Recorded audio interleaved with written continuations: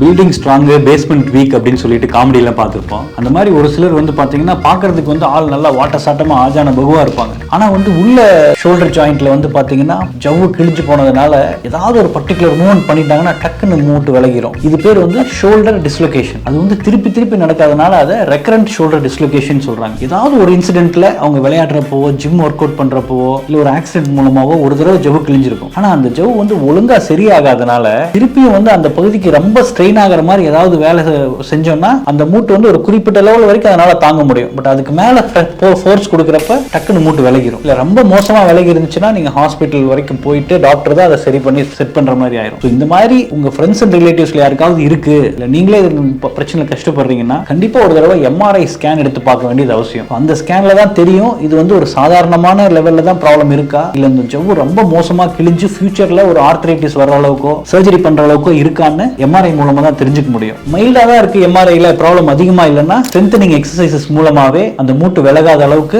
மசிலை strengthen பண்ணி maintain பண்ண முடியும். பட் ரொம்ப சிவியரா பாதிச்சிருக்கு, லேப்ரம் கிழிஞ்சிருச்சு, ஹில் சாக்ஸ் டிஃபெக்ட் இருக்கு, கண்டிப்பா இதுக்கு ஆர்த்ரோஸ்கோபிக் பேங்கார்ட் சர்ஜரின்ற இந்த கீஹோல் சர்ஜரி பண்ணா பழையபடி மூட்டு வந்து நார்மலா இருக்கும், எல்லா வேலைகளையுமே பவர்ஃபுல்லா செய்ய முடியும். ரொம்ப நாளா ஷோல்டர் ப்ராப்ளமோட உங்க ஃப்ரெண்ட்ஸ் சர்க்கிள் யாராவது இருக்காங்கன்னா கண்டிப்பா ஒரு தடவை ஷோல்டர் ஸ்பெஷலிஸ்ட்டை காமிச்சு இதுக்கான என்ன கரெக்டான ட்ரீட்மெண்ட்டோ அதை எடுத்துக்க சொல்லுங்க.